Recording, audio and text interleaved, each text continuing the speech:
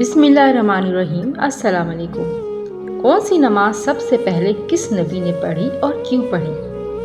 نماز فجر۔ فجر کی نماز سب سے پہلے حضرت آدم علیہ السلام نے ادا کی۔ جس وقت انہیں دنیا میں اتارا گیا اس وقت دنیا پر رات چھائی ہوئی تھی۔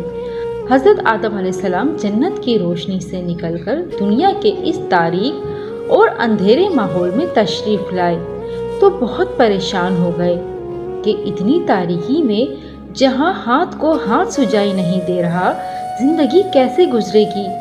نہ کوئی چیز نظر آتی ہے، نہ کوئی جگہ سمجھ آتی ہے، ہر طرف اندھیرا ہی اندھیرا ہے۔ چنانچہ وہ خوف زدہ ہو گئے۔ اس کے بعد آہستہ آہستہ روشنی پھیلنے لگی اور صبح صادق ہوئی تو حضرت آدم علیہ السلام نے سورج نکلنے سے پہلے 2 رکعت نماز اپنے رب کے حضور شکرانے کے طور پر پڑھی کہ اس نے تاریکی کو ختم کیا۔ نماز ظہر۔ ظہر کی نماز سب سے پہلے حضرت ابراہیم علیہ السلام نے ادا کی اور اس وقت ادا فرمائی جب وہ اپنے بیٹے حضرت اسماعیل علیہ السلام کو ذبح کرنے والے تھے۔ اس امتحان میں جب وہ کامیاب ہو گئے تو پہلی رکعت اس امتحان میں کامیابی کی ادا کی، دوسری رکعت اس بات پر کہ اللہ نے قربانی کے لیے جنت سے مینڈھا اتارا، تیسری رکعت اس بات پر کہ اللہ نے ان سے براہ راست خطاب کیا۔ ترجمہ یعنی ہم نے آواز دی، اے ابراہیم، بلا شبہ تم نے اپنا خواب سچ کر دکھایا، ہم نیکوکاروں کو اسی طرح بدلہ دیا کرتے ہیں۔ اور چوتھی رکعت اس بات پر پڑھی کہ اللہ نے اتنا صابر بیٹا دیا جو اس سخت امتحان میں بھی ثابت قدم رہا۔ نماز عصر۔ عصر کی نماز سب سے پہلے حضرت یونس علیہ السلام نے ادا فرمائی۔ جب اللہ تعالیٰ نے انہیں مچھلی کے پیٹ سے نکالا تو انہوں نے شکرانے کے طور پر 4 رکعت نماز ادا کی، اور 4 رکعت اس لیے کہ اللہ نے انہیں 4 اندھیروں سے نجات دی تھی۔ ایک، مچھلی کے پیٹ کا اندھیرا، دوسرا پانی کا اندھیرا، تیسرا بادل کا اندھیرا اور چوتھا رات کا اندھیرا۔ ایک اور روایت میں ہے کہ حضرت عزیر علیہ السلام کو جب دوبارہ اٹھایا گیا تو ان سے پوچھا گیا کہ کتنا عرصہ موت کی حالت میں سوئے رہے، تو انہوں نے کہا 1 دن۔ پھر ان کی نگاہ سورج پر پڑی تو کہا دن کا کچھ حصہ۔ پھر انہوں نے 4 رکعت نماز ادا فرمائی تو یہ عصر قرار پائی۔ نماز مغرب۔ مغرب کی 3 رکعتیں سب سے پہلے حضرت داؤد علیہ السلام نے ادا فرمائی۔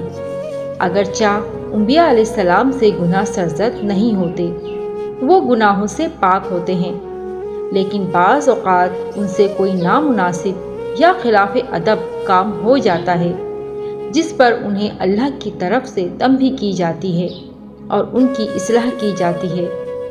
اس طرح جب حضرت داؤد علیہ السلام کی کسی ایسی لغزش کے بعد جب اللہ تعالیٰ نے ان کی بخشش کا اعلان کیا تو حضرت داؤد علیہ السلام نے شکرانے کے طور پر 4 رکعت نماز کی نیت باندھ لی، لیکن تیسری رکعت میں اپنی لغزش کے احساس کا ایسا غلبہ ہوا کہ ان پر بے ساختہ گریہ طاری ہو گیا اور وہ اس کی شدت کی وجہ سے چوتھی رکعت نہ پڑھ سکے، چنانچہ انہوں نے 3 رکعت پر ہی اکتفا فرمایا۔